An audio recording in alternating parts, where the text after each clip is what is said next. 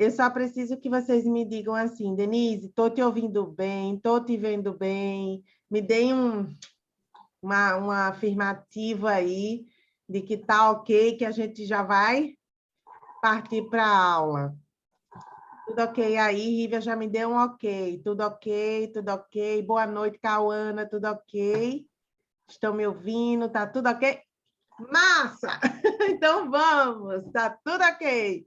Então, assim, vou repetir novamente. Quem puder abrir a câmera, eu vou ficar muito feliz, porque eu gosto de dar aula olhando para o rostinho de alguém, tá? Então, assim, vamos interagir. Eu vou pedir, antes de mais nada, assim, já que a gente está começando, né?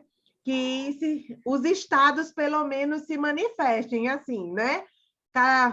Quem não ouviu o seu estado sendo falado, aí você fala o nome do seu estado, tá? Lembre de deixar, gente, no mudo, tá? Para não atrapalhar a gravação, não sair a voz de ninguém, nem o ruído de fundo, tá bom? Então, assim, Denise aqui, estou falando diretamente da Paraíba, sou paraibana, mas sou sergipana de coração, morei muito tempo em Sergipe, mas atualmente eu estou falando da Paraíba, né? E quem mais? Quem pode abrir o áudio aí e falar o nome do estado que você está me ouvindo, que você está assistindo essa aula? Vamos lá. Temos gente da onde aqui? Sou de Tocantins, Raquel, tiete da Denise aí, aluna do curso, ex-aluna do curso, tiete das caixinhas. Ai, Raquel, minha aluna de Tocantins. Ai, Raquel, que bom que você está aqui. Que privilégio ser você, assim, de novo, né? E mostra, assim, que gostou do produto. Isso é bom. Quem mais? Tocantins, olha lá, Paraíba, Tocantins, quem mais? Quem vai falar o nome dos estados? Ah, gente, só Mariana, Ilhéus, Bahia. Ilhéus, Bahia! Eita, temos baianos aqui. Vamos lá, Tocantins, Ilhéus, Paraíba, quem mais? Willamis, João Pessoa, Paraíba. Eu estou em João Pessoa, viu, Willam? O Willamis de João Pessoa, show. Ariane, Paraíba, massa, Ariane. Eu moro em Campina Grande, mas hoje eu estou dando essa aula direto de João Pessoa aqui. Né? Quem mais? Vamos lá, que outros estados aqui, diferente desses que a gente já conversou, que estão aqui presentes? Ih, gente, vamos, galera! Rívia, ó, Maceió, Alagoas. Legal, temos gente de Alagoas também. Tem algum outro estado aqui? Bauru, São Paulo, Campina Grande, Valdívia, minha conterrânea, Campina Grande. Vamos lá, quem mais? Aracaju, Tiffany. Ai, eu amo Aracaju, gente. Ai, como eu amo Aracaju. Maceió, vamos ver. Poa do Rio Grande do Sul. Jennifer de Poa. Que legal. Vamos, quem mais? Será que ainda tem outros? Roraima. Gente, minha primeira aluna de Roraima, eu acho. Eu tive no último GE, será alguém de Roraima? Não, acho que Roraima não. Eu não tive aluna de Roraima, não. Essa é novidade. Roraima, Rio de Janeiro. Que legal, gente. Olha, tem muito lugar aqui, gente, massa. Bauru, São Paulo, Marília, São Paulo, Quatis, Rio de Janeiro. Quem estiver ouvindo aí, tiver algum outro estado que ainda não foi citado, manda no chat, abre o fone aí, fala para mim. E a gente agora vamos bater esse super papo aqui, que não é um papo, é uma aula, mas vai ser, eu quero ter Caratinga, Minas Gerais. Thaís do Leme, São Paulo. Que massa! Vamos lá. Deixa eu só admitir aqui quem está entrando. Então, vamos lá. Vamos lá. Vamos iniciar a nossa aula do diagnóstico autoterapêutico, nosso primeiro dia da jornada.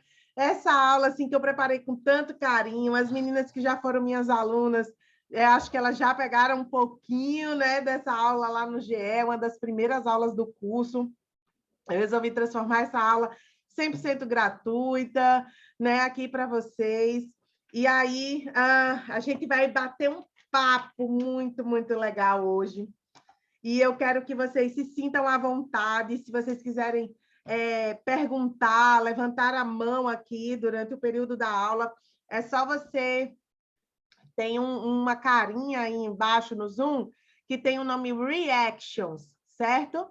E aí vocês podem levantar a mãozinha. Se vocês ficarem com dúvida enquanto eu for falando, vocês levantam a mãozinha e aí eu chamo vocês para responder ou para vocês fazerem a pergunta, combinado?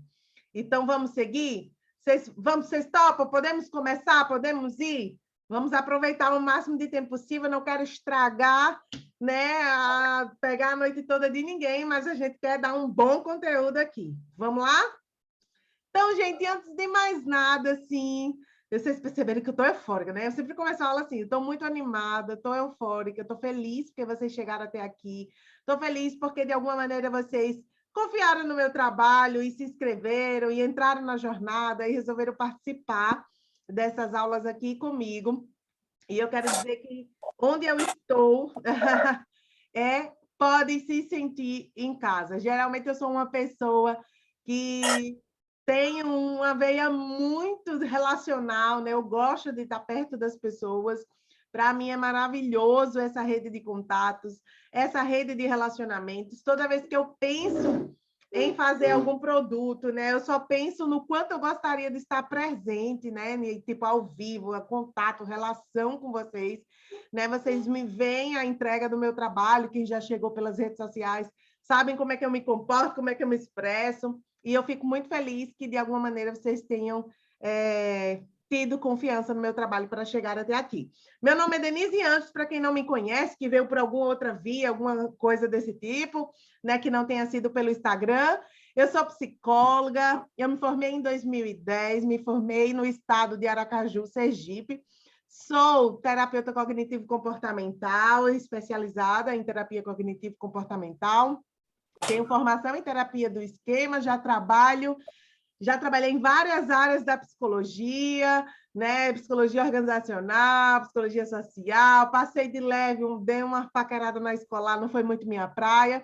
E a psicologia clínica foi um processo para mim de encontro, sabe? Eu trabalhei mais de 8 anos no mundo empresarial e, de repente, teve um movimento muito específico da minha vida em que eu comecei a decidir, eu disse, não, eu quero trabalhar para mim, eu quero, nesse trabalho, transformar a vida das pessoas, e aí foi quando eu entrei na clínica. Então, eu cheguei na clínica por transição de carreira, não foi minha primeira opção, não foi a minha primeira escolha dentro da psicologia.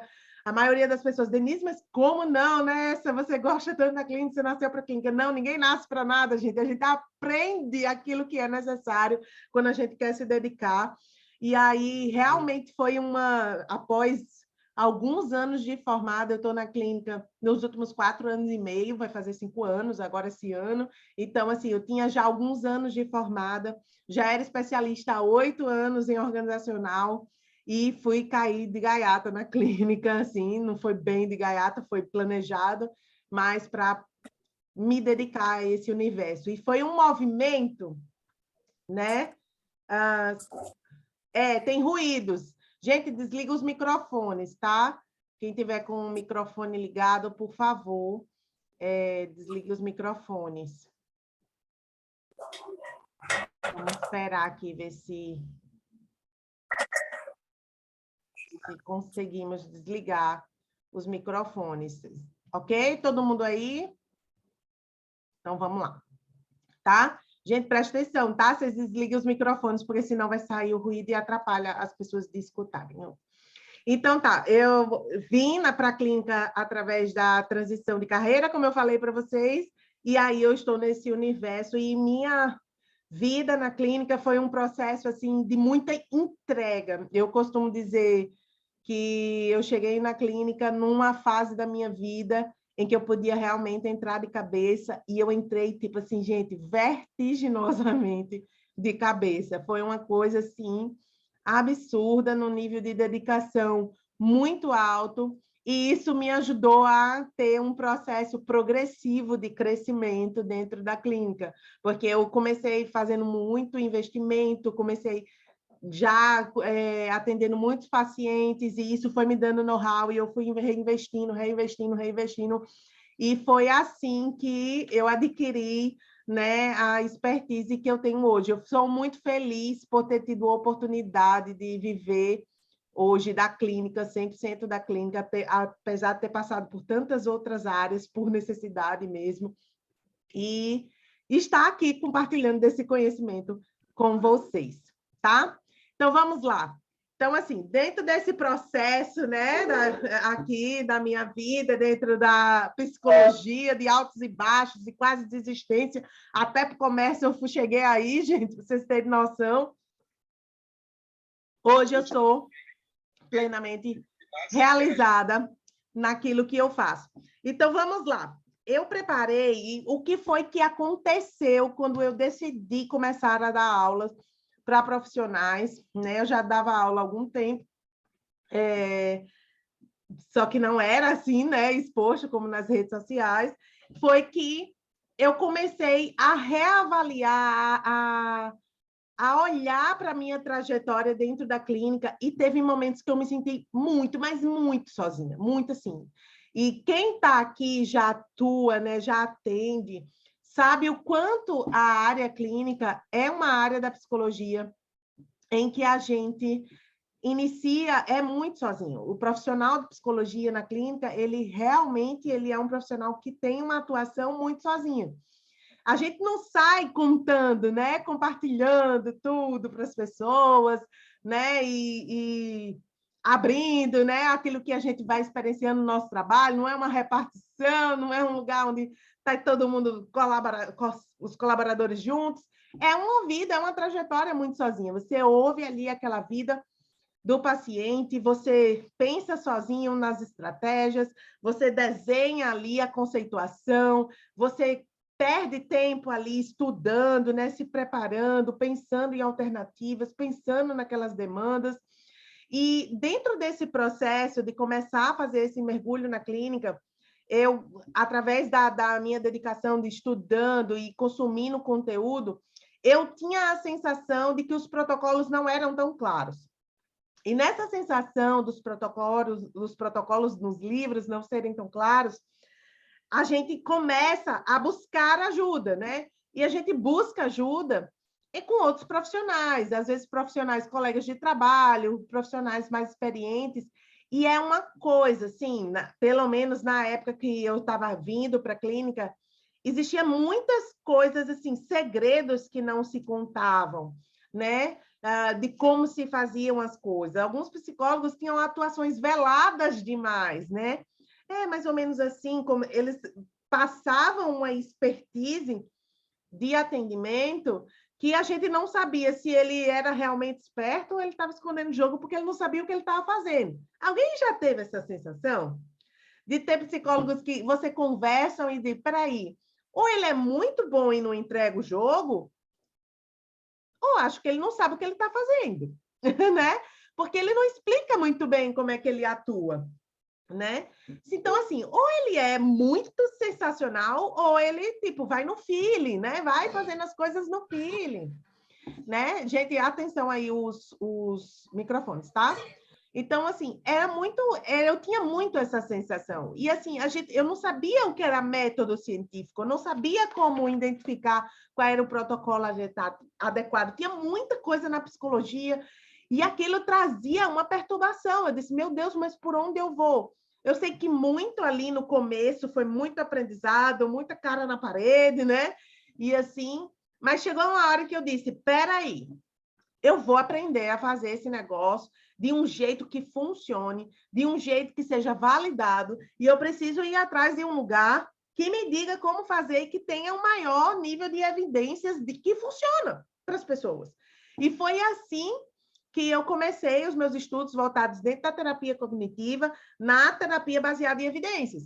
E eu disse, eu preciso saber os protocolos adequados para tratar as pessoas que tenham sido validados por outras pessoas, porque eu não quero ser só mais uma dessas que acham expert, que tenham pacientes melhorando, mas eu não sei o que eu estou fazendo. Alguém aí? Alguém já teve a sensação? Peraí, rapaz, eu tive um insight muito bom, tive um feeling muito bom, mas a verdade, quer que eu diga a verdade? Eu não sei o que eu fiz. Essa era a sensação quando eu comecei a chegar na clínica. Eu não sei o que eu estou fazendo. Eu sei que em alguns funciona, em outros não. Peraí, eu preciso uniformizar isso daqui. Eu quero saber o que eu estou fazendo e o porquê eu estou fazendo. E eu quero provas, além disso daqui, dos livros, de que isso funciona. Eu quero as provas na literatura, nas metodologias, de que isso funciona. Então, foi assim que eu comecei a mapear os protocolos que eu estava aplicando nos pacientes.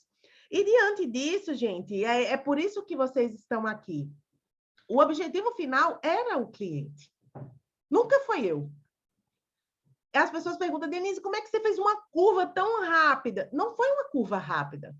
Se eu não tivesse o nível de dedicação que eu estava tendo ali, e se eu não me importasse muito, mas era muito com o cliente, eu não teria conseguido isso. Porque não é sobre mim. Então, se eu tivesse ali, estava vindo o paciente, eu estava atendendo, estavam melhorando, né? Acolhendo, ouvindo, a gente sabe que a própria escuta ela já tem um efeito terapêutico muito alto, o fato do paciente falar, mesmo sem os protocolos exatamente bem estabelecidos, e eu me acomodasse naquela posição, estava tudo bem. Eu ia continuar recebendo meus pacientes, eu ia continuar ganhando as minhas sessões e ia continuar achando que estava fazendo psicologia. Mas não era sobre mim. Porque se fosse sobre mim, gente, eu tinha continuado na carreira do RH. A tendência era só aumentar. A tendência era só crescer lá dentro, né? Era sobre o cliente. Era sobre o paciente. Eu disse, peraí. Eles chegaram até aqui. Eles estão buscando algo. O mínimo que eu preciso oferecer para eles é acesso ao tratamento que tem a maior evidência de dar certo. E ali foi que eu conectei a veia com a minha humanidade. Eu disse, eu preciso servir, mas eu preciso servir o melhor que existe.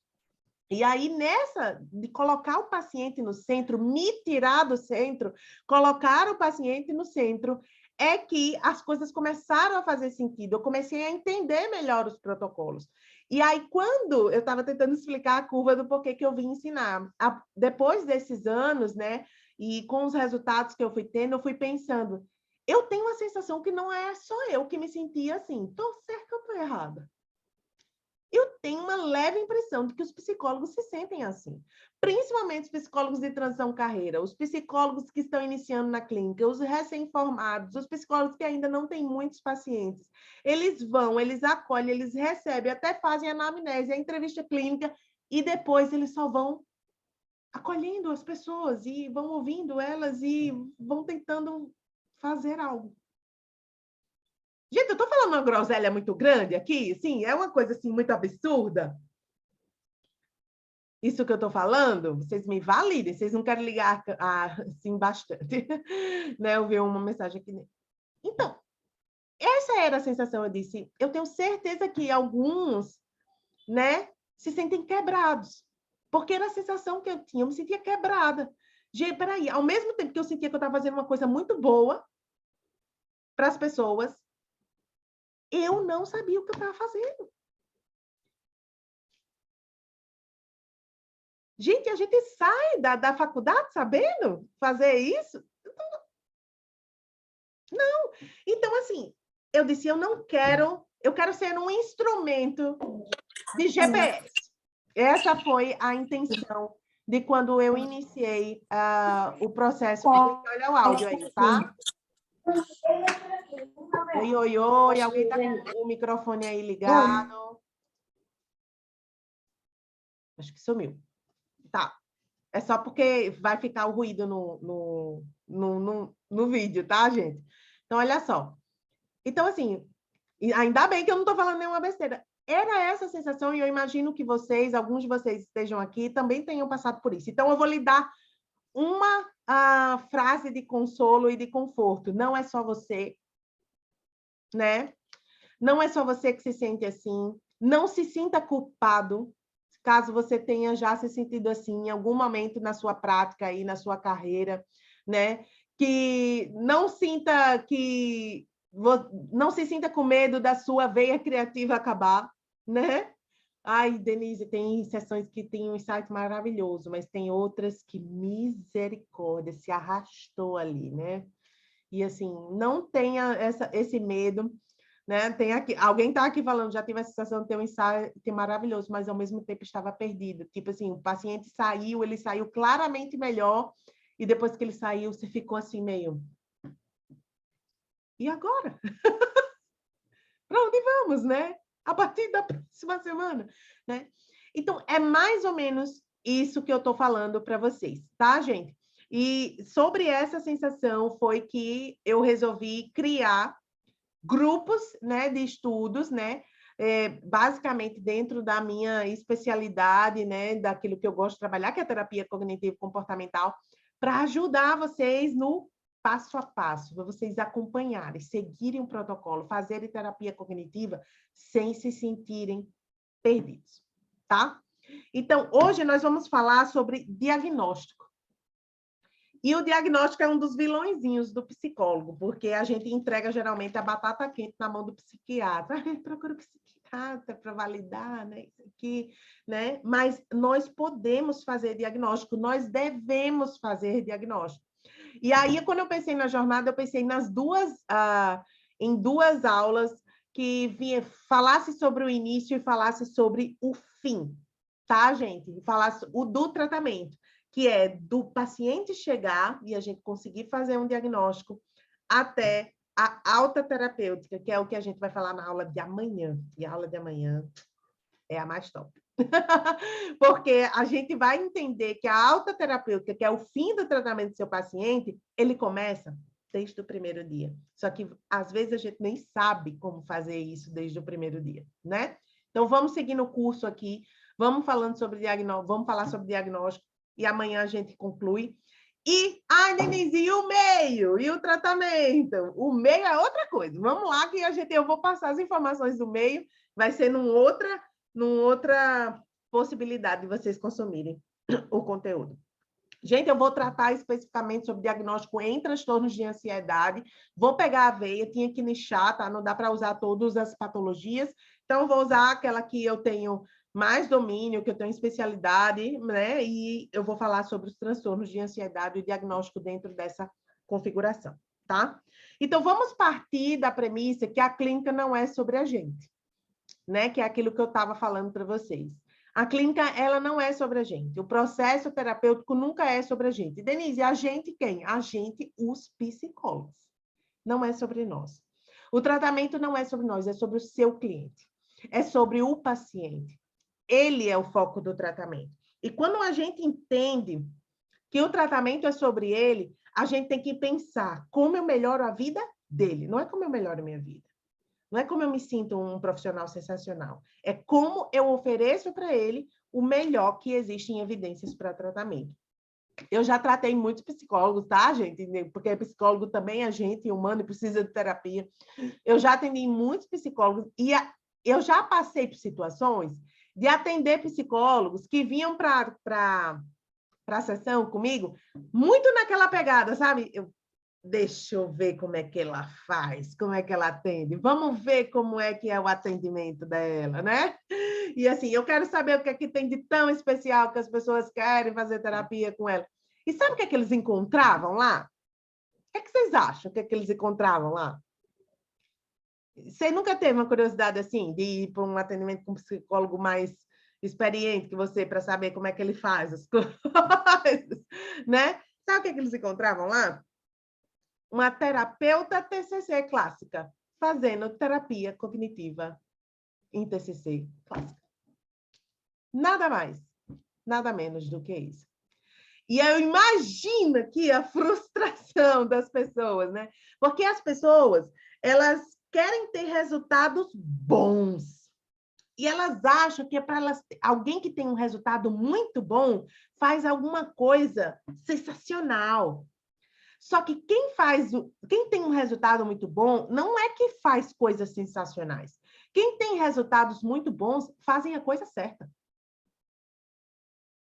Quem está com papel e caneta, anota que essa frase é boa. Deu para entender? Então, quando as pessoas têm curiosidade, vamos ver lá como é a sessão de Denise. Vamos ver lá, diga aí o nome de uma psicóloga famosa, sei lá. Vou falar de Ricardo Weiner, né? Vamos lá ver como é a sessão de Ricardo Weiner, né? O terapeuta, no caso o Weiner é terapeuta do esquema em terapia cognitiva de terceira onda clássico, fazendo terapia cognitiva de terceira onda. Uma terapeuta TCC clássica fazendo terapia cognitiva comportamental. A gente faz o que a teoria diz que é para a gente fazer. Não é sobre mim. Não tenho que criar nada sensacional, maravilhoso, estrondoso. Eu tenho que fazer o que é certo. Então, resultados excepcionais vêm de comprometimento com aquilo que você decide aplicar na vida do seu cliente. Não é sobre você fazer sessões espetaculares. É sobre você fazer o que é certo. Entregar o mínimo. E isso vai de todo o conjunto do profissional, tá, gente? Não só a teoria, todo o conjunto desse profissional entrega isso, tá? Por isso que eu falo, assim, que a terapia cognitivo-comportamental, ela não é sobre a gente, porque ela, desde o princípio, vamos pegar livro básico, teoria e prática, ela diz que ela é colaborativa. A gente constrói o processo terapêutico com o nosso cliente de forma colaborativa. É tanto sobre ele que a gente aciona ele sobre o que ele quer trabalhar, como ele quer trabalhar, de que forma ele quer falar, o que está gritando ali na vida dele até naquele momento. Porque se fosse sobre você, você dava pauta, você definia o curso, você definia os temas, né? Não é, e não é sobre nós, é sobre eles, é sobre o paciente, tá? Então, assim, pensem nisso, né? Os resultados bons não fazem coisas mágicas. Resultados bons fazem a coisa certa. Então, a pessoa, e agora vamos falar da ansiedade, né? A pessoa ansiosa, quando ela procura tratamento na clínica, ela não vem atrás dos seus títulos. Ela não vem atrás se você fez a pós de fulano de tal, da PUC, da USP, da Universidade Federal, daquela que é de Miami. A pessoa que está em sofrimento emocional, a pessoa que está em sofrimento psicopatológico, ela vem atrás de quê, gente? Uma palavra. Ela vem atrás de alívio. Ela não vem atrás dos seus títulos, ela não vem atrás das suas especializações, ela não vem atrás da sua conta de 10 mil seguidores no Instagram, ela vem atrás de alívio. Ela quer acabar com aquilo que ela está sentindo. Ah, Denise, mas esses títulos importam, mas importa para quem? Importa para você. E lembra, a terapia não é sobre você. Você se importa com isso, você acha que vai ser um profissional melhor com isso. E sinto muito. Não é sobre você, né? Nesse caso, o resultado seria uma consequência? Sim. O resultado vai ser uma consequência de um trabalho bem feito. O resultado é uma consequência de um trabalho bem feito e não de um título que você carrega. Então, a pessoa que vem com sofrimento emocional, que busca ajuda, ela vem atrás de alívio, ela não vem atrás de todo o nosso arcabouço de técnicas. Gente, a terapia cognitiva, ela lança livro assim, a rodo. Eu ainda peguei o livro errado, eu estou com a segunda edição aqui, já saiu a terceira edição de Judith, desse daqui, do básico, teoria e prática, né? E toda hora, gente, se você perguntar manual de técnica para isso, técnica para aquilo outro, toda hora sai, outros profissionais, outros psicólogos escrevem mais. Não, é impossível você decorar todas as técnicas que existem dentro da terapia cognitiva. A gente vai estar sempre estudando sobre isso. Não é isso que mais importa. né? O que que importa? Eu estou numa posição em que eu quero oferecer alívio para um sofrimento patológico que uma pessoa está passando, tá? Então, lembrem-se disso. Eu vou abrir aqui uma apresentação para a gente se guiar, tá? Deixa eu ver se eu consigo.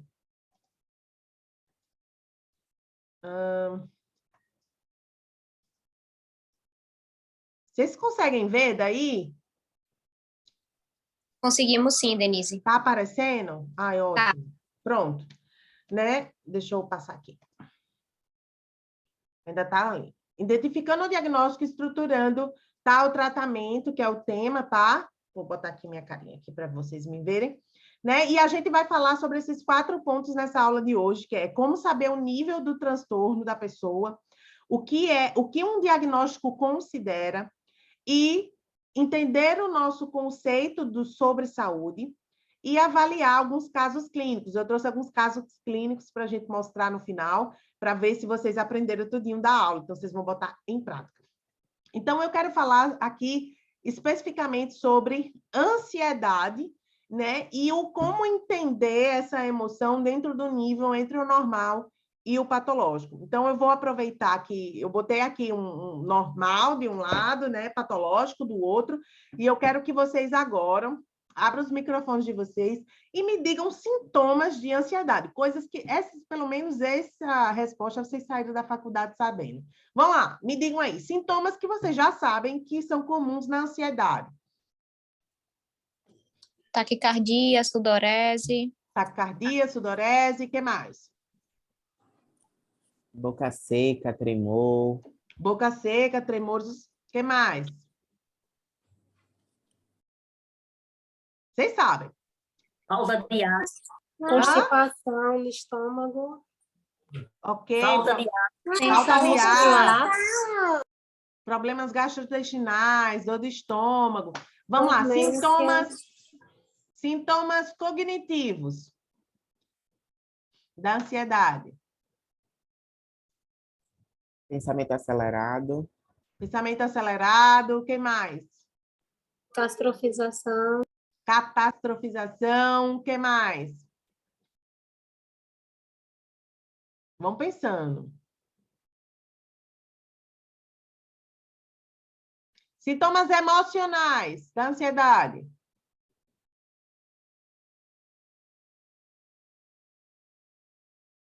Bora, gente, vocês sabem. Uma pessoa que está ansiosa, ela fica se sentindo emocionalmente como? Triste, angustiada. Triste, angustiada, irritabilidade, né? Euforia, tem muitos sintomas emocionais, sintomas cognitivos, ruminação, catastrofização, pensamento acelerado, pensamento negativo, né? São alguns sintomas cognitivos, sensação de cansaço, é sintoma físico, né? E aqueles outros que vocês falam, tem muitos, né? Sintomas. Então, a gente falou aí coisas que a gente sabe que são sintomas compatíveis à ansiedade. E todo mundo sente ansiedade? Todo mundo sente ansiedade. Em algum momento, todo mundo sente ansiedade. Então, vamos imaginar, que a gente está falando de ansiedade como uma emoção macro aqui, que ela está dentro dessa linha, entre o normal e o patológico, tá? Essa é a linha da ansiedade normal até o patológico, que é onde a gente classifica transtorno. E aí eu quero que vocês lembrem de 2 nomes agora. 2 nomes essenciais para vocês entenderem o primeiro tópico que eu falei para vocês, que é o que a gente vai falar, como a gente diagnosticar, né? O que é necessário para definir o nível de um transtorno.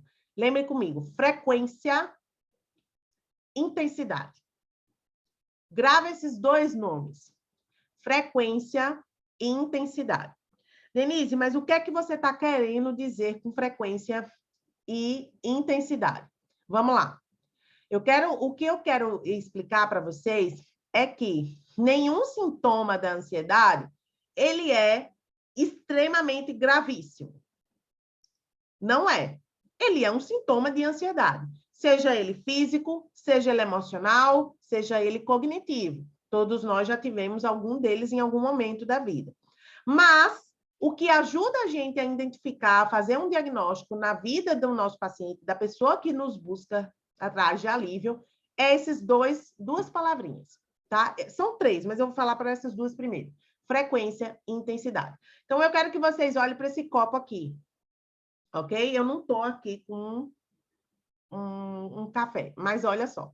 Imagina que esse copo d'água, eu começo a pingar gotas de café aqui. Pá, pá. O que é que vai acontecer com essa água aqui? Vamos, gente, vamos interagir, me ajudem. Vai ficar escura, né? Vai ficar com... Ela vai começar a ficar manchada, né? Isso. A água vai ficar manchada. Então, olha assim, eu pingo aqui uma gota de café hoje. Aí, vamos supor que eu depois deixo o copo de lado. E aí, eu vou reenchendo, tá, gente? Esse copo. Então, quando eu pinguei as gotas lá e a água estava mais baixa, ele ficou de uma cor, meio marrom, marrom claro, tinha transparência, mas estava marrom. Aí eu enchi de água. A tendência é ficar mais claro, né? Isso, correto. Ok. E aí, vamos supor que eu só vou pingar a gota de café aqui de novo na semana que vem. Certo? E aí, semana que vem, eu venho e pingo mais. Ok. Aí, na outra semana, daqui a 2 semanas, eu venho e pingo mais. Vocês entendem? Só que toda vez que eu pingo, eu vou tomando e vou enchendo de mais água, tá? Vocês entendem que para essa água chegar a ficar preta como café, vai demorar um tempo? Tá? Segue aqui a analogia. Vai demorar um tempo, não vai? Para ela ficar da cor do café? Eu só pingando uma vez por semana, tuf. Isso. Ok, vai demorar. Agora, vamos supor que esse mesmo copo d'água, ao invés de eu pingar uma vez por semana, eu pingo todo dia. Tuf. Hoje. Amanhã. Depois de amanhã. A probabilidade disso aqui ficar preto mais rápido do que quem estava pingando uma vez por semana é maior, não é? Correto. Correto. Agora, imagine que agora esse mesmo copo d'água, e aí eu pingo todo dia, mas eu pingo mais de uma vez ao dia. Puf! Aí, 1 hora depois eu venho e puf! Outra hora depois eu venho e puf! Qual é a velocidade que essa água vai escurecer? Muito mais rápido, né? Que as demais. Muito mais rápido que as demais. Por que eu estou falando sobre isso, usando a analogia desse copo d'água com café? Imagine que aqui é uma correnteza e está sempre se enchendo, e eu estou tomando, enchendo, e está vendo esses pingos. Faz de conta que o café, aqui nessa analogia, são as doses de ansiedade na vida de uma pessoa, e a água é a vida dela, tá? Se eu tenho uma pessoa que ela está regular, tem ansiedade na vida dela, e ela tem momentos de ansiedade, ela se sente ansiosa, agitada, preocupada, mas ela está vivendo essa ansiedade numa regularidade semanal e bebendo essa água, enchendo com mais água limpa e mais água limpa, a probabilidade é que essa água dela nunca fique completamente suja, tá? Porque ela está dando um jeito ali de higienizar. Uma outra proposta é uma pessoa que pinga água ali todo dia, tá? Ela já tem ali um nível de dificuldade maior, né, de lidar com o fato daquela água estar escurecendo. Então, ela até tenta, ela toma, ela bota mais, tá? A água não fica preta rapidíssimo, né, porque é uma vez ao dia, mas a água dela está escurecendo com o passar do tempo.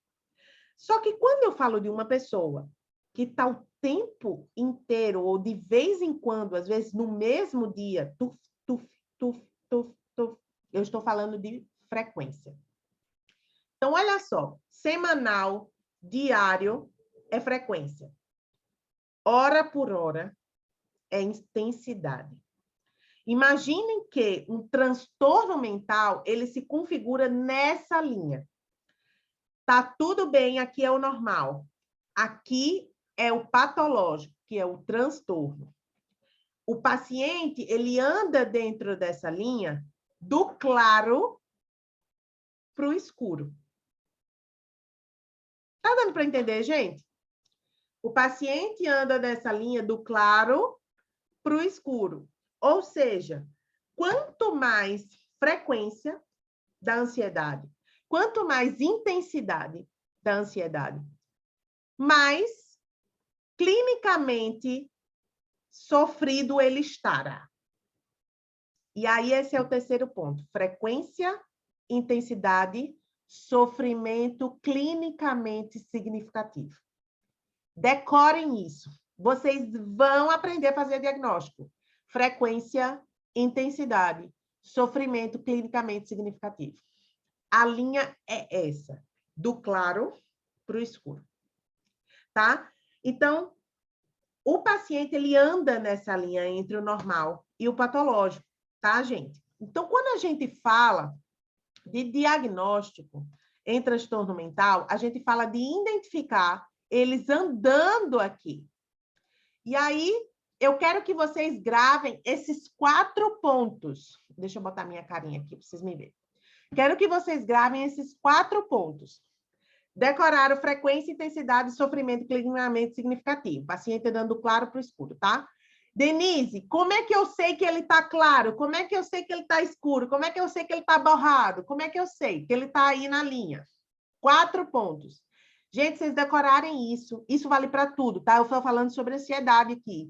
Depressão, tristeza, apatia, perda do prazer da vida. Pega lá os sintomas da depressão e aí vocês conseguem botar na mesma proporção, do claro para o escuro. A mesma coisa os outros transtornos. TDAH, né? Falta de desatenção, comportamento hiperativo, dificuldade de concluir uma tarefa, né? Procrastinação eminente, mesmo estando do claro para o escuro, ok?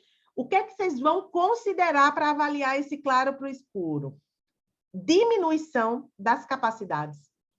2, desproporcionalidades.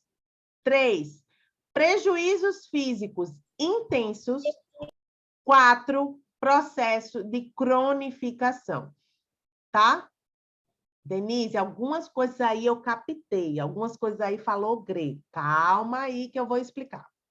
O que é que a gente vai, né? Aqui, aqui. Então, o que é que um diagnóstico de ansiedade deve considerar? 1, diminuição das capacidades. O que é um paciente com diminuição das capacidades? Tá, gente? Então, imagine uma mãe de 2 filhos andando na linha do claro para o escuro. Ela começa a ficar ali com a linha turva. O que seria identificar que ela está andando na linha? Vamos lá, mãe, dona de casa, 2 filhos, faz almoço todo dia, limpa a casa, cuida ali. Não consegui mais fazer as refeições. Perda dos horários, os filhos não conseguem ir para a escola, deixa passar os horários de alimentação. Ela começa a sentir dificuldade de fazer o que antes era usual para ela, tá? Diminuição das capacidades. A sensação, né? Isso geralmente, gente, vem nos discursos que chegam na clínica, de que forma? Né? Não sei o que acontece quando eu vejo que passou um tempão e eu não consigo fazer nada. Eu fico parada, eu sei que tem um monte de coisa para fazer e não consigo fazer. Eu sei que tenho que ir trabalhar, não consigo ir trabalhar. A minha cabeça fica pensando várias coisas ao mesmo tempo. Quando eu vi, passou o dia inteiro, eu fiquei o dia inteiro deitada. A pessoa está ali, ó, com as suas capacidades usuais prejudicadas, ou ela não consegue fazer mais aquilo que ela fazia antes. Como? Trabalhar, cuidar da casa, cuidar dos filhos, da assistência à família, da assistência aos amigos, né? Fazer uma limpeza, entregar um trabalho de faculdade, um trabalho da escola, as capacidades, coisas que antes ela fazia, normalmente ela não consegue fazer mais. Tá? Esse é o primeiro sinal de que essa pessoa está andando do claro para o escuro. Tá, gente? Até aí tá tudo bem, né? Ok? Posso continuar? Pode sim. 2, desproporcionalidades. Como é que eu identifico, Denise, desproporcionalidades no Discurso do meu paciente. Gente, o paciente que ele está sofrendo ali, que ele está num processo, né, de adoecimento, ele começa a ter pensamentos negativos acerca das coisas, né, ruminantes. Então, ele começa a ter sentimentos desproporcionais aos fatos em si. Por exemplo, eu lembro claramente de uma paciente que eu tinha, que ela tinha crises de ansiedade quando, por exemplo, o marido não atendia o telefone. E ela usava discursos do tipo, assim, eu estou no fundo do poço. Olha só, eu estou no fundo do poço. Quando ele não me atende, eu me sinto no fundo do poço. Parece que meu mundo está caindo, está tudo rodando, está tudo difícil para mim. Né? Teve um caso de uma outra paciente que ficou extremamente ansiosa. Olha só, vai parecer bobagem, mas lembra que é sobre eles, não é sobre a gente? Né? Porque não ganhou o ovo de Páscoa do namorado. Aquilo foi de um sofrimento tão intenso para ela, gerou um ciclo de pensamentos tão grande, né? Porque isso deve estar acontecendo porque ele não se importa mais comigo, e isso é porque isso e aquilo, ó, crescendo, foi crescendo, ficou grande, tá? Desproporcionalidades. O sofrimento não é compatível em termos de níveis ao fato em si. Então, você vai perceber, por exemplo, o paciente com um discurso de sofrimento intenso em coisas do dia a dia, coisas usuais, coisas que para ele, coisas que seriam normais. Por exemplo, reunião de trabalho, ou o chefe deu uma chamada ali de atenção nele, tá? Aí ele perdeu, eu vou ser demitido, parece que meu mundo acabou, isso quer dizer que eu sou um completo incompetente. Leva para o extremo, né? Catastrofiza. Então, desproporcionalidades você vai identificar no discurso. Gente, isso você não vai achar em canto nenhum. Denise, qual livro explica isso? Nenhum. Grava isso, é direto de Denise Anjos, psicóloga. Estou brincando, mas isso está nos livros, gente, mas não está nos livros. Está na literatura, explica que é assim que se faz um diagnóstico, que a gente tem que avaliar alguns pontos, mas isso está solto. Essas informações, elas não estão compiladas em nenhum lugar, em um ponto só, num livro só. Qual livro, qual autor? Isso está compilado na literatura da terapia cognitiva e muitas vezes a gente está lendo os livros e a gente não entende que é assim. Tá? Então, eu resumi para vocês ficar claro, para vocês não terem dúvidas quando isso acontecer. Então, perceber que o paciente está tendo discursos desproporcionais, você já consegue colocar ele ali numa parte da linha. O terceiro ponto, que foi aquele que está lá no slide, tá? Que é prejuízos físicos intensos. O que são prejuízos físicos intensos, gente? Que é um prejuízo físico intenso. Ah, Denise, meu paciente veio, ele disse que está tendo crises de ansiedade e ele está com falta de ar, ele está com taquicardia, mas o paciente dela trabalha, ele vai para o trabalho todo dia, ele consegue entregar os trabalhos de faculdade, ele tem crises de ansiedade, mas ele entrega, ele se levanta, ele faz as coisas dele, cumpre compromissos, está em reuniões de família, né? Ainda consegue tomar banho, né? Consegue arrumar a casa, ok? Tem prejuízo físico? Tem. Tem um sofrimento? Tem. Tem que aprender a manejar a ansiedade. Mas você diria que esse paciente é um paciente escuro? É um paciente escuro? Sim ou não? Não, né? Não é um paciente escuro. Por que não é um paciente escuro? Porque ele está ali, ainda tem as capacidades dele, ok. Ele ainda não está tão desproporcional, ele tem crises de ansiedade, mas ele mantém o funcionamento dele. Então, vamos dizer que ele está ali entre os pingos de café ali, ó, semanalmente. Mas ele não está escuro ainda. Então, vamos dizer que ele está ali no meio da linha, tá? O que é prejuízos físicos intensos? Prejuízos físicos é aquele paciente que baixa urgência, dizendo que está tendo um ataque cardíaco, que por mais que os médicos dão evidências para ele tem dores de cabeça fortíssimas e realmente aquilo afeta, inclusive, pressão arterial, taxa de glicose. Gente, dores emocionais que provocam esses prejuízos físicos, tá? crises recorrentes com bastante frequência. Então, a pessoa não tem uma no dia, ela tem várias no dia, tá? Então, isso traz um prejuízo físico intenso, tá? Clinicamente, é um sofrimento clinicamente significativo. A pessoa, várias crises de ansiedade no dia, ela está numa crise ali muscular e ela começa de novo, enrijecimento do corpo, não conseguir pegar nas coisas, não conseguir sair do lugar, ter a sensação de que realmente está tendo um ataque cardíaco, ou ela está com uma falta de ar absurda, assim, e ela tem crises de choro intenso, e ela fica nesse loop. Então, isso são prejuízos físicos intensos. Quando a gente olha para esse ponto, esses casos que eu estou falando é um caso escuro, tá, gente? A pessoa está ali, né, tendo muitos sintomas físicos e não está afetando a capacidade dela, ela não tem tantos pensamentos desproporcionais, ela pode ser que ela esteja num patológico, mas isso aí é pauta para outra linha, mas só se fosse um patológico de um outro transtorno, tá? Mas a gente está falando de ansiedade. E o quarto, cronificação. Denise, o que é cronificação? É quando o paciente ele já fala sobre ele de forma egossintônica. Falou grego, explica. Ele fala sobre as características do transtorno, as características da patologia, como se fossem parte da sua personalidade. Como? Eu sou assim. Eu sempre fui assim. Eu sempre penso que o pior vai acontecer.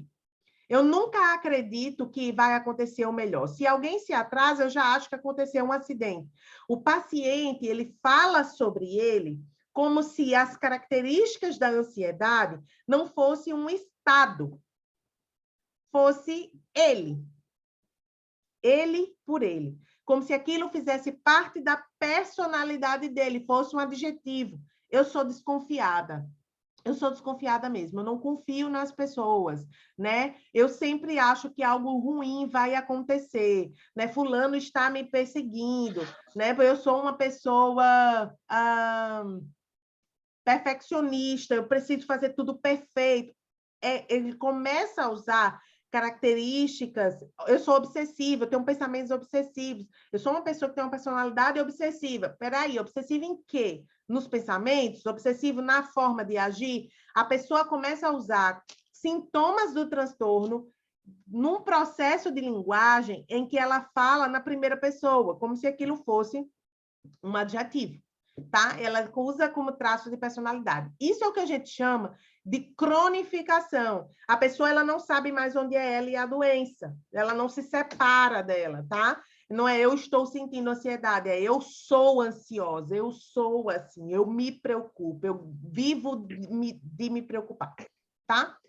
Então, eu quero que vocês considerem esses 4 pontos quando vocês estiverem avaliando, fazendo um diagnóstico de um paciente. Se vocês entenderem, gente, esses são os 4 pontos. Só. Denise, mais nada? Calma, né? Assim, não é que nada. Mas se você focar nesses 4 pontos, diminuição das capacidades, sintomas, prejuízos físicos intensos. Olha o áudio, tá, gente? Prejuízos físicos intensos. Desproporcionalidades e processo de cronificação. Grava esses 4 pontos e essas 3 palavras: frequência, intensidade e sofrimento clinicamente significativo. Se você aprender a falar sobre isso, você vai aprender a fazer um diagnóstico, tá? Então, eu quero que vocês entendam, né, que por que a gente avalia as coisas dessa maneira. Deixa eu voltar aqui. Gente, tem alguém com o microfone ligado aí.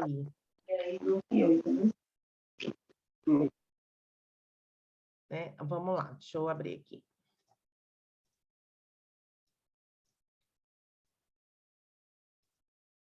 Vocês estão conseguindo acompanhar? Estão me entendendo? Estou me fazendo clara? Tá sim, Denise. Vou dar uma corrida aqui, tá? Então, olha só. Quando a gente está falando sobre esse diagnóstico, a gente está falando sobre compreender no nosso paciente o conceito de saúde como um todo, certo? Então, saúde, ele é um estado de completo bem-estar físico, mental, social, e não somente a ausência de enfermidades, tá? Esse aqui é o conceito de saúde lá pela Organização Mundial de Saúde, tá? Eu trouxe aqui deles. Então, o que caracteriza um transtorno mental é a sua origem de prejuízos, tá, gente? E eles ocorrerem de forma multifatorial. Denise, espera aí que eu não entendi bem o que você quis dizer com esse conceito. Acompanha comigo. Antigamente, saúde era classificado pelo discurso. Então, a pessoa dizia, estou bem, não estou bem. Doutor, estou sentindo isso, isso, isso e aquilo. Você tem tal coisa, tome tal remédio, tá? Então, vamos pensar lá na medicina, antes, muitos anos atrás, né, quando ainda estava se entendendo o que era saúde, não existiam tantos exames, tantas coisas complexas. Saúde era caracterizada pelo discurso. Com o passar dos anos, foram entendendo que o conceito de saúde é muito mais amplo. Por quê? Vamos supor um dependente químico, tá, gente? Um alcoólatra. A pessoa bebe, né? Ela tem lá um vício, né, no álcool, ela está ali consumindo aquele álcool, mas você vai perguntar a ela e pergunta se ela está bem, o que é que ela vai te dizer? O que é que ela vai dizer? Tô massa, Tá não. ótimo. Tá ótimo. Eu deixo isso aqui a hora que eu quiser, né? Tá tudo bem, isso aqui é só esportivo, né? Eu tô me sentindo mal. Então, mas a gente pode dizer que essa pessoa é saudável? Não. Não, de jeito O nenhum. discurso dela, ela está dizendo que ela está bem, que não tem nada de errado com ela. Mas ela é saudável? Não. Por quê? Quando a gente entende saúde como um bem-estar biopsicossocial, a gente está dizendo que é biológico também. Desculpa. Mas esse alcoólatra, né? Esse alcoólatra, ele tem uma afetação na família. A família é afetada, os meios, as relações dele estão sendo afetadas por conta daquele vício, né? O psicológico dele, de dependência, está sendo afetado por conta daquele vício. Então, o conceito de saúde, ele se expandiu. Ele não é mais só uma relação direta entre o discurso e os determinantes biológicos, né? Tem todo um contexto. Quando a gente fala de transtorno, e aí eu quero que vocês peguem isso, porque isso tem tudo a ver com diagnóstico. Por que você está falando disso, Denise? Porque isso tem tudo a ver com diagnóstico em transtorno mental. Quando a gente fala de transtorno, e agora vem a parte bombástica, se vocês não saberem, vocês vão saber, transtorno não é doença. Por que, Denise, transtorno não é doença? A palavra transtorno, ela se chama transtorno justamente porque ela não está numa classificação, entenda, gente, ela tem as suas classificações, tá? Lá no CID, lá no DSM, mas a terminologia é transtorno porque ela não tem um marcador biológico que detecte, que faça ela ser doença. Denise, explica a história do marcador biológico. Vamos prestar atenção. Você vai fazer o hemograma, o exame de sangue. Você vai aferir tua glicemia. Se você der mais de 100 ali, né, a taxa normal ali até 99, sei lá, 120, 130. Aquele marcador biológico está dizendo o quê? Você está bem, você nem sabe que você está com nada, mas seu exame de sangue deu lá 130, glicemia, que você está com açúcar no sangue acima da média. Então, dependendo se você, vamos lá, vai que aparece lá 200. O marcador biológico diz que você está doente, você está diabético. Você pode não estar sentindo nada, o teu discurso ali está dizendo, estou bem, não estou sentindo. Não, geralmente, quando chegar em 200, você já está sentindo alguma coisa, mas sei lá. Vai que não está. O marcador biológico está dizendo que você está doente. Quando se fala de transtorno, nós temos ausência, gente, de marcadores biológicos que digam ela está ansiosa, ela está deprimida, ela tem transtorno de personalidade. Vocês deram para entender? Às vezes não é detectável dessa maneira. Então, por isso que a terminologia é transtorno, porque tem causas multifatoriais. Uma depressão, um transtorno de ansiedade, um transtorno de personalidade, uma esquizofrenia, tem marcadores em todas as áreas. Pode ser questões... É um transtorno que se desenvolve por questões biológicas, genéticas, comportamentais, sociais, né? Processos traumáticos, né? Processos relacionais, questões da sociedade também, né? Tem um monte de marcadores ali, de um monte de coisas que contribuem para a iminência de um transtorno mental. Então, quando a gente fala... Por isso que transtorno não é doença. Ah, Denise, depressão é uma doença horrível. Depressão é um transtorno depressivo maior. Ninguém fica depressivo só porque teve a mãe é depressiva. A pessoa fica depressiva porque ela tem a componente genético da mãe, ela tem um histórico de vida assim, ela teve uma situação específica que foi um fator desencadeante dos sintomas precipitantes. É uma série, é um conjunto de coisas, são multifatores, tá? Então, quando a gente fala transtorno, não é doença. Por isso que os psicólogos, erroneamente, estão divulgando, né, que não tem cura. Mas, gente, não tem cura porque não é doença. Quando a gente fala de transtorno, a gente fala de um marcador que tem multifatores. Então, a gente está sempre falando de uma linha que vem do claro para o escuro.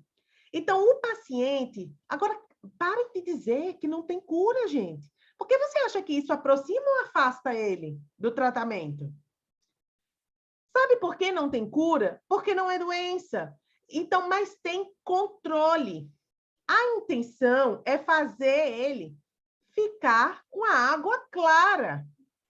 E botando água até ir limpando a parte escura do café. Imagina que isso aqui era um copo de café e eu boto dentro de uma torneira. Eu ligo uma torneira.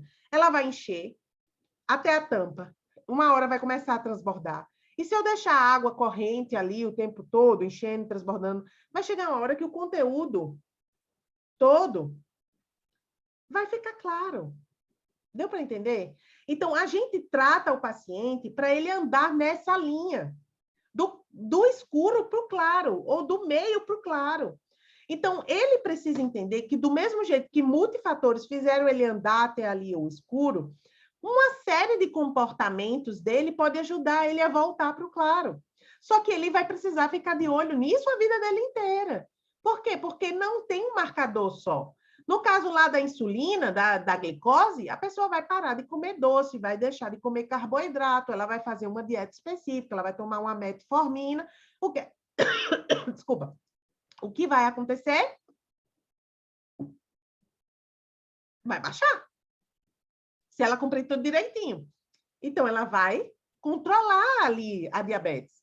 E aí ela pode chegar num conceito, né, numa ideia, apesar de diabetes ser uma doença crônica, de cura, né? Tá lá, tá dentro da taxa normal, tá? Eu tô vendo algumas perguntas aqui, mas eu vou seguir. Pode se considerar transtorno como um desfuncionamento cerebral? Não só isso, Cauana. Não só isso. Tá sendo muito divulgado isso, né? Ah, é um desequilíbrio químico. Não é só isso. Não tem como a gente dizer que fulano está deprimido porque tem um desequilíbrio químico. Não é só desequilíbrio químico, tá? Existem multifatores que contribuem para aquele quadro ele se desbocar, desencadear na classificação escura, tá? Do transtorno, tá? Então, não é só a disfunção. O químico pode contribuir. Os aspectos genéticos podem contribuir, mas não é só isso. Ok? Até aí entenderam, né, gente? Então, quando eu estou falando, né, sobre saúde, né, que foi o que eu coloquei aqui para vocês. Ai, gente, eu estou voando aqui, peraí. Né? É muito importante vocês entenderem isso. Descobrir o que causou o transtorno não resolve o transtorno. Então, tá aí uma chuva de gente, de nós, assim, nós, estou falando nós, psicólogos, dizendo não adianta você tratar os sintomas. Você tem que descobrir as causas que você se tornou assim. Mas, gente, isso não trata o transtorno. A causa não trata o transtorno, é sintomático. A gente tem que tratar os sintomas. E aí é que a terapia cognitiva também é tão macerada pelas outras correntes da psicologia, porque nós podemos tratar especificamente os problemas do transtorno, né? Não estou dizendo que a gente só faz isso, que a gente não só faz isso. Mas a gente pode trabalhar de forma direcionada, específica para a sintomatologia, não necessariamente investigando todas as causas. E, obviamente, com um tratamento mais complexo, ele é mais amplo. Ele vai lá atrás, ele faz o paciente entender, ele revisita o passado. Mas não só isso. Se o paciente não quiser, é possível você tratar os sintomas, ajudar ele a equilibrar os sintomas ou ele andar aqui, voltar um pouco dentro da linha do claro para o escuro. Tá bom? Ok, gente? Até aí, tudo bem? Até aí, tudo bem, Tudo sim, galera? Denise, tudo sim. Tá dando para entender, né? Então, vamos lá. Eu vou passar agora, para a gente não demorar muito, tá? Dentro desse conceito que vocês aprenderam, eu quero passar aqui super rápido, assim, sobre isso. Eu trouxe aqui também, né, a realização do diagnóstico, tá? Eu não estou conseguindo ampliar. O que foi que houve agora, gente? Vocês estavam vendo o slide? Tava assim, voltou, só que ainda não está ampliado. Ixi, o que foi que não está aparecendo aqui?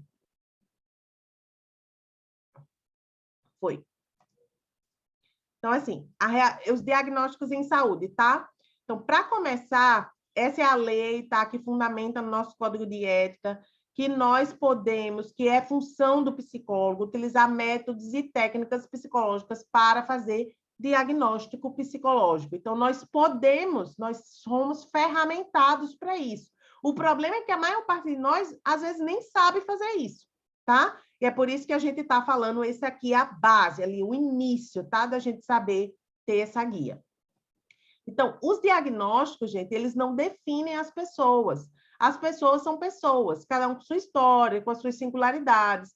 Mas o diagnóstico, ele orienta o profissional de saúde em relação aos sintomas. E aí você tem condição de oferecer o melhor tratamento para o seu paciente.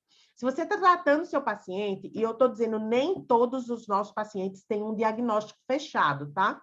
Por isso que eu quero que vocês entendam, sempre que vocês receberem um paciente na clínica, foquem nisso, nessa seta. Imagine que você está olhando para esse paciente e você está lá com seu caderninho anotando, imaginando essa seta na sua cabeça, do normal para o patológico, do claro para o escuro.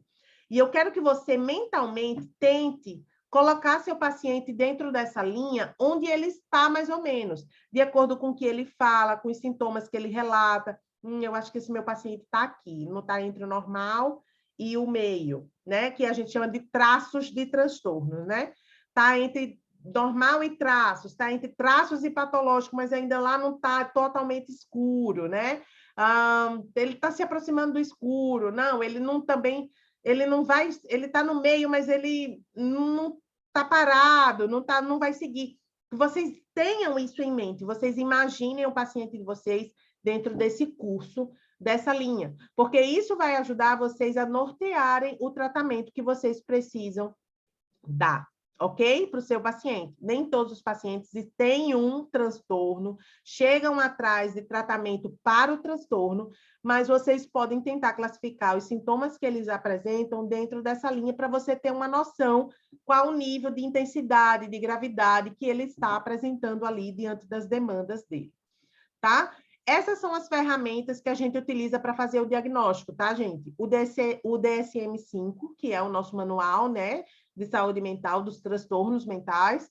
E a gente também usa o CID-10. Ah, Denise, eu pesquiso onde o CID-10. Gente, dá um Google, tá? Você não precisa decorar o CID-10. Não, se quiser comprar, compra, mas compra o DSM, que é mais útil, né? E você procura no Google depois as referências, porque às vezes serve para termos de diagnóstico, atestado, né? Esses relatórios psicológicos, a gente às vezes precisa colocar o CID. Mas, basicamente, o DSM, ele atende às nossas necessidades em termos de diagnóstico.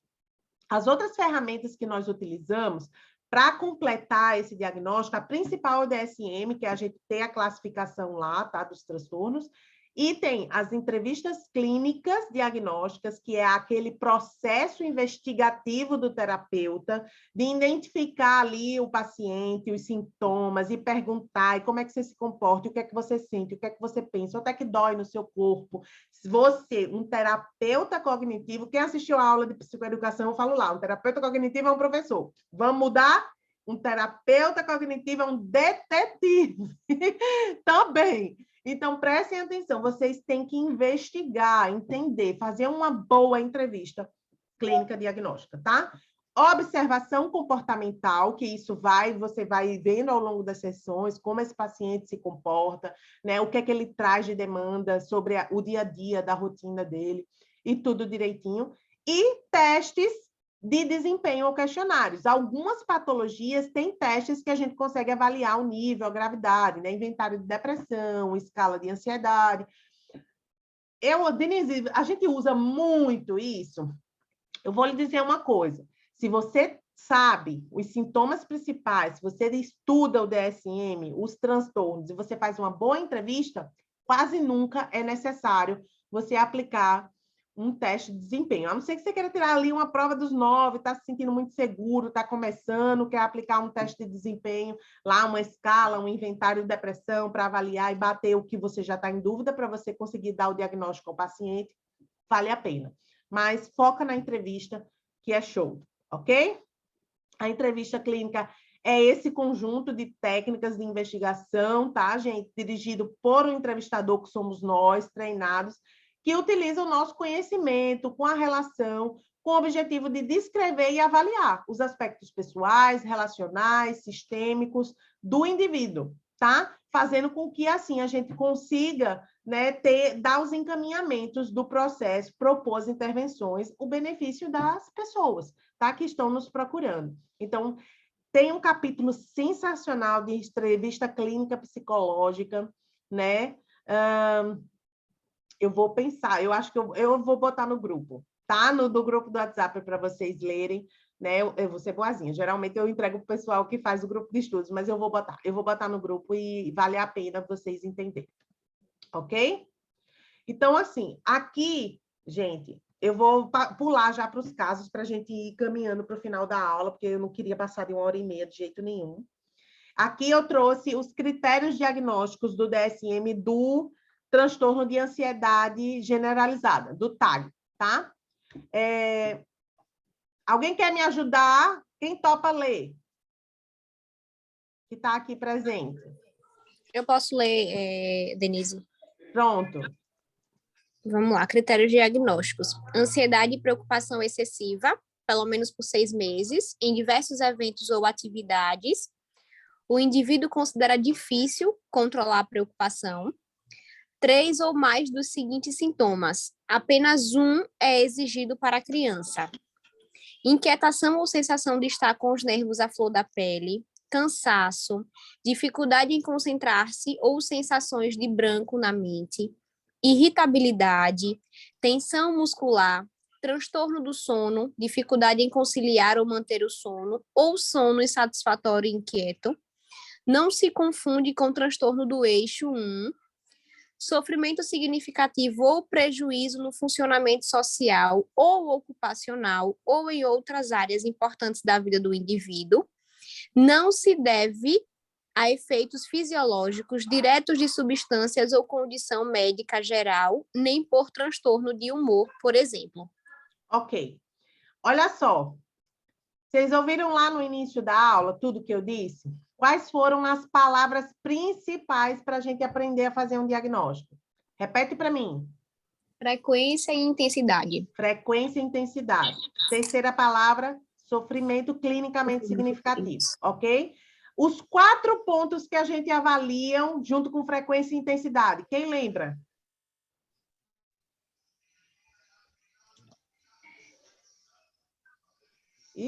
Vamos lá, gente. Diminuição das capacidades. Diminuição das capacidades. Desproporcionalidades. Desproporcionalidades. Físicos intensos e cronificação. Prejuízos físicos intensos e cronificação. Tem gente anotando. Então, olha só, esses Tudo. são os 4, tá? Frequência e intensidade, e a gente avalia frequência e intensidade dentro desses 4. Olha essa descrição do DSM para vocês entenderem como foi que eu cheguei nesse ponto, né? Para a gente passar de forma clara para vocês como vocês fazerem o diagnóstico. Ansiedade e preocupação excessiva em diversos eventos ou atividades, por pelo menos 6 meses. Isso é o quê, gente?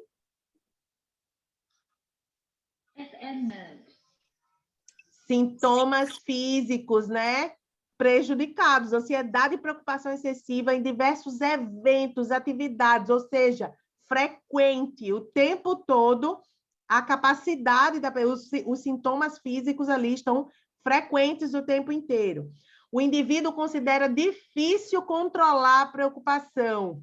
Será que ele acha já que eu sou preocupado? Né? Já se sente preocupado o tempo inteiro. Ele não consegue controlar mais a preocupação, né? A gente está vendo um caso aí de cronificação com frequência e intensidade. 3, inquietação, sensação de estar com os nervos à flor da pele, cansaço, dificuldade de concentrar, irritabilidade, tensão muscular, transtorno do sono. Tudo isso são sintomas o quê? Sintomas físicos frequentes, daqueles 4, lá, pensa naqueles 4, né? Sofrimento significativo ou prejuízo no funcionamento social, ocupacional ou em outras áreas importantes da vida do indivíduo. O que é isso? Diminuição da capacidade. Diminuição das capacidades, tá? Não se deve a efeitos fisiológicos diretos da substância, isso aqui diz que a gente não deve, esses sintomas não podem ser compatíveis ao uso de substâncias psicoativas. Então, ele não usa nenhum tipo de droga e está se manifestando, desculpa, esse quadro, tá? Como é que a gente sabe que é TAG? A primeira, a letra A diz, ansiedade e preocupação excessiva pelo menos 6 meses. Ou seja, né, tem uma frequência, intensidade, ou seja, ele tem esses sintomas todos numa frequência de 6 meses, ou seja, está persistente ali há um longo espaço de tempo e traz um sofrimento clinicamente significativo para a vida do indivíduo, porque todos esses sintomas, por 6 meses sem parar, com ansiedade, uma preocupação difícil de controlar, traz sofrimento significativo ou não? Com certeza, Denise. E ele traz aqui, né, em diversos eventos ou atividades, ou seja, diversos, né? Então, aí a gente fala também da intensidade, né? Não é um ou outro, né? São não diversos, é um ou outro. A pessoa não se sente assim só no trabalho, ela se sente assim no trabalho, ela se sente assim em casa, ela se sente assim nas relações sociais, ela está o tempo inteiro preocupada. Isso é o diagnóstico do TAG, tá, gente?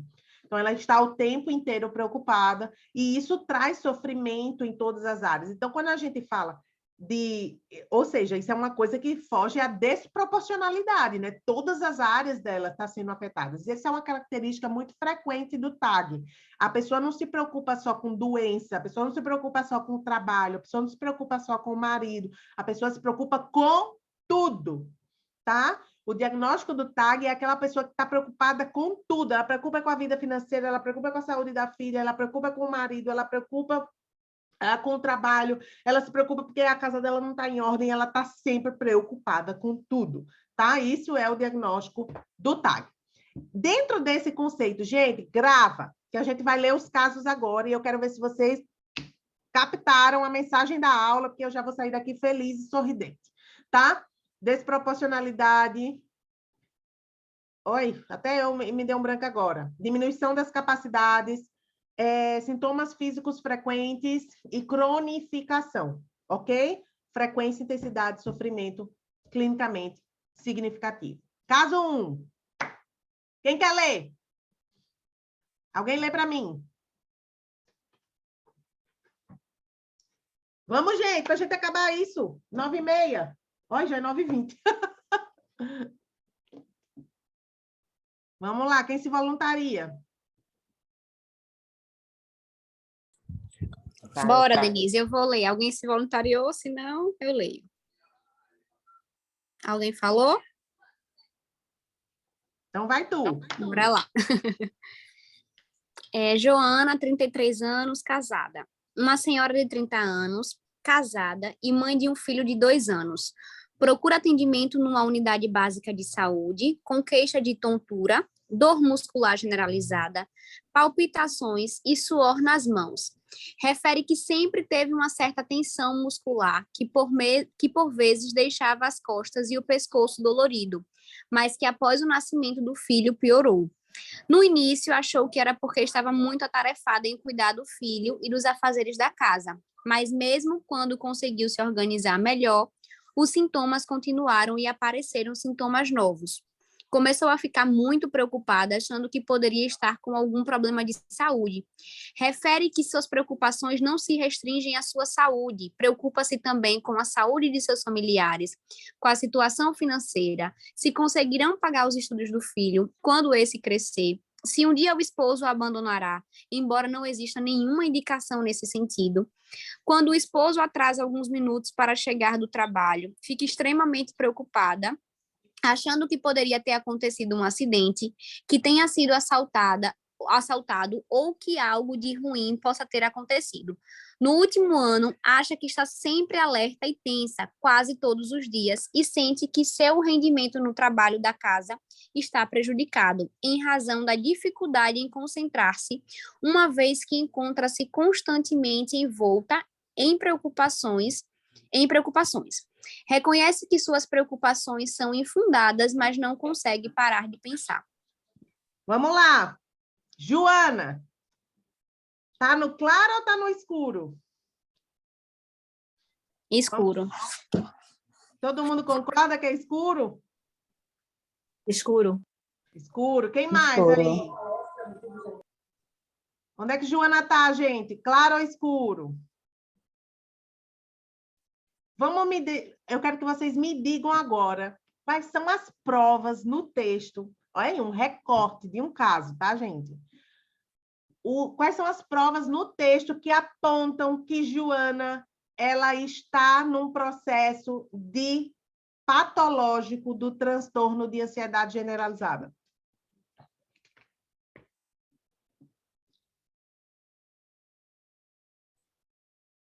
Refere-se que suas preocupações não se restringem à sua saúde, né? É uma preocupação mais generalizada. As preocupações não se restringem apenas à saúde, ela está mais generalizada, mas vamos pensar lá nos 4 itens. Tem perda das capacidades de Joana aí? Tem sim, né? Quando traz que as atividades domésticas, né, do dia a dia não está conseguindo mais fazer. Ela já não consegue fazer as atividades domésticas, achou que era atarefada só por cuidar do filho e da casa, e tinha que se organizar melhor. Provavelmente ela não estava conseguindo mais se organizar, fazer o que antes era comum para ela, né? O que mais? Vamos ver, tem desproporcionalidades aí? Um sofrimento muito maior do que, na verdade, os fatos em si, sofrendo por coisas de uma forma muito grande, sendo que, na verdade, não é algo assim tão grande. Tem sim, a catastrofização, né? Quando ela fala. Quem falou? Quando ela acha que o esposo vai abandonar ela, mesmo que ela não tenha nenhum indício que isso possa acontecer. Não tem nenhum indício que o esposo vai deixar ela, mas ela se preocupa em que ele possa um dia deixar ela, né? Quem mais? Outra coisa, tem alguma coisa aí? A questão do acidente também, né? Quando ele se atrasa. Se pensar que ele sofreu um acidente ou foi assaltado sempre que ele se atrasa, desproporcionalidades. Sintomas físicos a gente viu, né? Tá claro, né, gente? Que ela foi até uma UBS, você vê que ela tem um conhecimento bem raso sobre o que talvez ela esteja tendo. Ela procurou uma unidade básica de saúde, talvez ela nem saiba que seja um transtorno mental, mas aí ela tem tensão muscular, pescoço dolorido, dificuldade para dormir, um monte de coisa e prejuízo aí físico. E cronificação, quem conhece consegue perceber onde está a cronificação, no caso de Joana? Quando ela fala que sempre teve tensão muscular? Sempre teve uma certa tensão muscular, que por vezes deixava as costas e o pescoço doloridos, mas tem uma frasinha lá no final que também aponta uma cronificaçãozinha, né? Reconhece que suas preocupações são infundadas, mas não consegue parar de pensar nelas. Ou seja, eu sou assim, eu penso assim, né? Faz parte de mim. Deu para entender? Deu sim, Denise. Ficou claro? Vocês conseguiram ver claramente ali os 4 pontos dentro de um caso, gente, um recorte de um caso. Vocês vão ter mais informações do que isso quando o paciente chega até vocês. Ficou claro? Mais um, para a gente terminar. Tá? Vou abrir aqui. Vamos lá? Vai. Vamos lá. Vou ler, tá? Maria, 40 anos, casada. Uma paciente do sexo feminino, 40 anos, relata insônia. Veio por encaminhamento de um médico que já acompanha a paciente há alguns anos. Durante o discurso, a paciente sempre manifesta uma intensa preocupação, sempre que precisa realizar algum exame ou necessita de alguma medicação. Ao ser questionada sobre essa preocupação, afirma que desde a faculdade sente-se ansiosa em relação a vários assuntos, tais como trabalhos que precisa entregar, finanças do final do mês, mesmo sem nunca ter tido problemas financeiros. Assuntos de família com os quais as suas irmãs lidam de forma mais tranquila ou mesmo questões do dia a dia. Ela relata que ir ao médico é um problema, pois precisa desmarcar compromissos, não sabe como vai fazer para buscar os filhos na escola, tem que chegar na hora marcada e etc. Às vezes sente dor de cabeça e tensão muscular com tanta preocupação. Ela diz não ver necessidade de realizar rituais para aliviar as preocupações ou as crises espontâneas de medo intenso. A paciente sente que esse é o seu modo de ser nos últimos meses, tem se sentido cansada e triste. Ok? E aí? Maria está onde? Claro, escuro, meio, traços do transtorno, água borrada, onde é que ela está?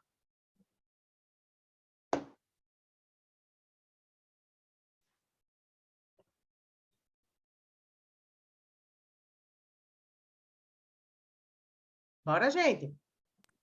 Acredito que a água tá borrada, né? Porque como traz às vezes, né? Que às vezes ela sente dor de cabeça. Uhum. Estou aqui analisando, relata. Tem sintomas físicos aí? Tem. Tem Dor de alguns sintomas cabeça, físicos. isso. Às vezes sente dor de cabeça e tensão muscular, né? É, com tanta preocupação. Então, tem alguns sintomas Isso. físicos. Vamos lá. Tem perda das capacidades?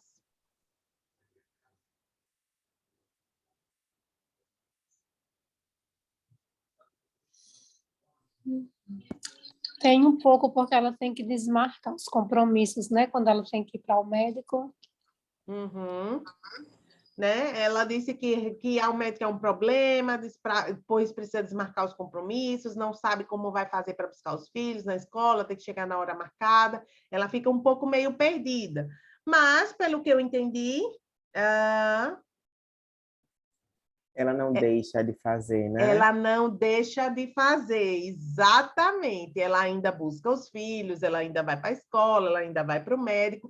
Então, ela não tem uma perda das capacidades do funcionamento dela. Ela tem sintomas físicos, mas ela parece que a rotina dela ainda está funcionando aí. Né? Mas vamos ver. Maria tem cronificação? Onde é que vocês veem que está o processo de cronificação de Maria? No final, a paciente sente que esse é o seu modo de ser.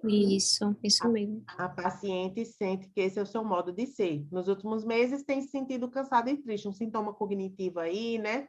Então vamos lá. Ela não parou a vida dela, me parece que ela vai para o médico, esse médico acompanha ela há um tempo, ela tem muita preocupação, principalmente em relação aos exames, me parece que é uma ansiedade bem voltada para a doença, né? Então, é bem específica as preocupações dela. E ela tenta fugir desse médico, porque tem que desmarcar muita coisa, ela fica evitando, mas ela tem uma preocupação com doença, né? Ela sente que ela é preocupada com essas coisas mesmo, ela acha que ela é desse jeito, ela não diminui tanto as capacidades, mas tem uma tensão muscular, uma dor de cabeça frequente por conta dessas preocupações. Maria, ela está em que parte da linha entre o claro e o escuro? O que é que vocês acham?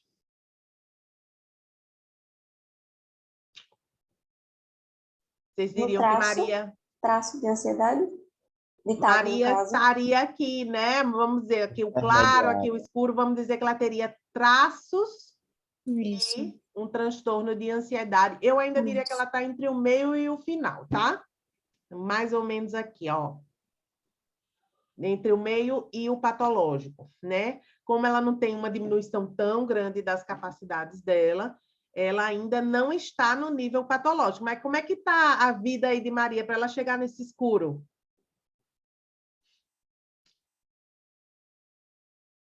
Ela já vem, ó, vocês percebem que ela, desde a faculdade ela já está ansiosa.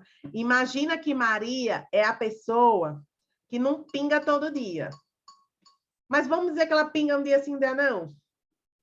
Aí vai enchendo de água, sabe? E ela passou a vida por muito tempo assim. O que que acontece com uma pessoa como Maria? Se houver um fator desencadeante, alguma coisa específica na vida dela, que é o que as pessoas acham que é o que traz o adoecimento, são as coisas, tá, gente? E não são as coisas. As pessoas acham que o que traz o adoecimento é aconteceu, fulano perdeu o emprego, entrou em depressão. Ó, ele está assim depois que ele ficou desempregado. Não são as coisas. Às vezes a pessoa, ela já tem um conjunto ali de sintomas, ela é uma pessoa que já pinga ali com frequência, ainda que não seja numa regularidade tão grande, né, os sintomas do transtorno. Aí acontece um evento específico que se junta com aqueles outros fatores que fazem ela andar mais rápido dentro daquela linha. Quer um exemplo claro? Pandemia. A pandemia disparou os índices dos transtornos de ansiedade no mundo todo. Gente, todo mundo ficou mal com a pandemia, principalmente ali quando eclodiu. Todo mundo ficou um pouco ansioso, querendo saber das coisas, né? Então, todo mundo andou aí um pouquinho na linha da ansiedade. Só que o que é que acontece? As pessoas que já tinham as pecinhas do quebra-cabeça, ou seja, elas já pingavam eventualmente ali, né? Manchando ali a água, não estavam no claro, andando para o escuro, elas já estavam com traços, elas já eram pessoas mais ansiosas, que já acompanham ali ao longo da vida. Quando vem um fator precipitante, um fator desencadeante, que popularmente está conhecido como famoso gatilho, né? Um fator precipitante, um fator desencadeante, pinga ali, o que é que acontece? Ao invés de ela andar dentro dessa linha, ela corre. Aí ela corre para o escuro e ela vai dizer: depois da pandemia, eu fiquei em depressão, eu tive crise de ansiedade, eu tive transtorno de ansiedade por doença, que foi uma muito comum depois da pandemia, né? Não, ela já tinha uma série de pecinhas ali do quebra-cabeça, que veio a pandemia, um fator precipitante, mais uma coisa ali nas causas multifatoriais que fechou ali o diagnóstico, a pessoa, puf, colou no escuro. E aí ela vai ter que tratar coisas também que vêm ao longo da vida, ok? Como foi o caso de Maria, né? Maria aí eu diria que ela está entre os traços do transtorno e o patológico, mas está faltando isso aqui, ó, para Maria chegar no patológico, ficar no escuro, tá? Então ela precisa de tratamento compatível ao transtorno de ansiedade, né, por doença, porque isso pode ser um agravante para ela se ela não controlar o mais rápido possível esses sintomas, tá? Gente, por conta da hora, a gente não vai ver mais um caso, tá? Mas eu não quero que essa aula fique muito longa, porque tem gente que ainda vai assistir amanhã, mas eu vou colocar o caso no grupo, o último. E aí eu vou abrir os comentários e vocês comentam lá o que é que vocês acham de quem assistiu essa aula, do processo de cronificação, aqueles 4 itens, entre frequência e intensidade, e onde vocês acham que é a paciente aí fictícia que eu criei, dos casos, onde é que ela está, no claro, no escuro, nos traços, onde é que ela está. Mas eu gostaria de ouvir vocês, o que é que vocês acharam? Vocês perceberam que ficou mais fácil, é mais compreensível de entender como se faz um diagnóstico dentro da psicologia, dentro do transtorno mental? Me dê aí um feedback, o que é que vocês acharam da aula? Perfeita. Maravilhosa. Excelente. Como sempre. Amei essa... Ai, que bom, fico tão feliz que vocês gostam da didática. Eu tento usar muitos exemplos, vocês perceberam, né? Eu uso muitos exemplos para ficar compreensível, para não usar palavras tão difíceis, porque os livros já fazem isso por a gente, né? Bota aquelas palavras ali, aquele negócio todo. Então, assim, para clarificar para vocês, se vocês gravarem esses 4 itens, né? E esses duas palavras, associando esses 4 itens, né? Aqueles 4 que eu ensinei para vocês, mais frequência, intensidade e o sofrimento clinicamente significativo, vocês conseguem fazer um diagnóstico de qualquer transtorno mental. Vocês precisam ter um DSM, tá? Para vocês consultarem ali, bater com os pacientes, fazer uma boa entrevista, né? Analisarem, sentarem, pega esses 4 itens, percebe ali na vida do paciente, ó, matou a charada, vocês já conseguem fechar o diagnóstico com eles. E aí, Denise, e aí? Mas como é o tratamento, os protocolos? Aí, gente, essa é a parte melhor. Que eu vou dar a jornada do início, que é o diagnóstico, e do fim, que é a alta terapêutica, né, que a gente vai falar amanhã, e eu quero que todos vocês, por favor, todos estejam até aqui. Quem ficar até amanhã no final vai ter bônus. Eu vou dar um cupom só para quem assistir às aulas de hoje e de amanhã, tá? Para entrar no GE, porque eu estou fazendo a jornada para divulgar o GE, que é o meu grupo de estudos em tratamento para os transtornos de ansiedade. E o GE, Denise, o que é o GE? O GE é a partir do meio. Eu vou falar transtorno por transtorno, todo o protocolo do tratamento de cada transtorno. Vocês vão receber as técnicas, como identificar, como tratar, quais são as partes mais importantes, como fazer conceituação cognitiva, reestruturação cognitiva. Eu vou ensinar dentro do GE. Eu não tinha como fazer tudo isso na jornada, mas eu estou dando já o essencial assim para vocês. O início e o fim. Quem quiser aprender o meio vai ter que entrar no GE. Quem quiser entrar no GE com desconto vai ter que ficar até o final da jornada. Depois, quem não tiver na jornada vai ter que comprar com outro preço, tá? E aí, no GE, vocês recebem o material todo. Tudo isso que eu falei, tanto da aula de hoje quanto de amanhã, vocês recebem os resumos, os capítulos do livro, esse slide aqui, tá, gente? Esse slide vocês recebem. Quem participa do GE recebe tudo.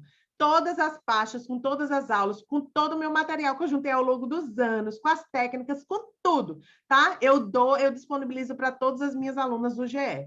Mas você que está aqui, que está aproveitando essa jornada gratuita, né?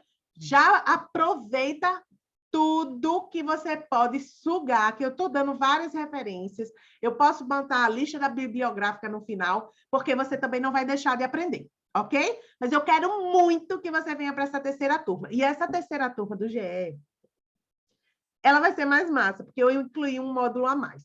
E esse módulo a mais é um módulo de técnica. Eu vou ensinar a gente vai ter uma aula só sobre as técnicas em TCC para o tratamento da ansiedade. E a gente vai ver pânico, ansiedade generalizada, ansiedade social, um por um, o protocolo de cada tratamento, tá, gente? Fobia específica, dos transtornos de ansiedade todos. E, gente, não adianta vocês quererem se especializar em tudo. Sabe por quê? 80% da procura na clínica é transtorno de ansiedade. Seja paciente no traços do transtorno ou no patológico. Vocês vão perceber que a maior demanda clínica é a ansiedade. Então, se vamos começar por algum lugar, vamos começar por ansiedade, vamos aprender ansiedade. Ah, Denise, mas eu recebo paciente deprimido. O paciente deprimido também fica ansioso, você vai usar as técnicas com ele também. Vamos uma coisa de cada vez, tá? Não adianta você querer ser bom em tudo e não aprender de fato nada sobre nada. E lembrem, né? É sobre eles. O nosso trabalho, a gente fica bom, a gente estuda, a gente melhora porque é por eles. Nós somos ferramentas de alívio. Nós não estamos ali para complexar o tratamento. Nós estamos ali para oferecer suporte e alívio para o nosso paciente. Tá bom, gente? Deixa eu olhar aqui. Eu não sei se eu li todas as mensagens. Estarei aqui, Josi, amanhã, tá? O GE é só para quem é da TCC. É para quem gosta da TCC. Vai aprender, mesmo quem não é da TCC, vai acabar aprendendo muito da teoria, do encaminhamento do tratamento dentro da TCC, vai aprender as técnicas da TCC, mas se não for da TCC e quiser participar, pode participar, mas eu vou dar em cima da base teórica da TCC, tá? As aulas. Ah, já estou ansiosa. É, minha gente, a gente vai falar de ansiedade, a gente vai ficar ansioso para falar de ansiedade, porque a gente é assim. Denise, aquele livro de entrevista dos transtornos do DSM pode ser usado como ferramenta do diagnóstico. Pode, tá na lista de ferramentas, tá? E na entrevista. Gente, tenha um DSM, seja digital, seja o livro mesmo.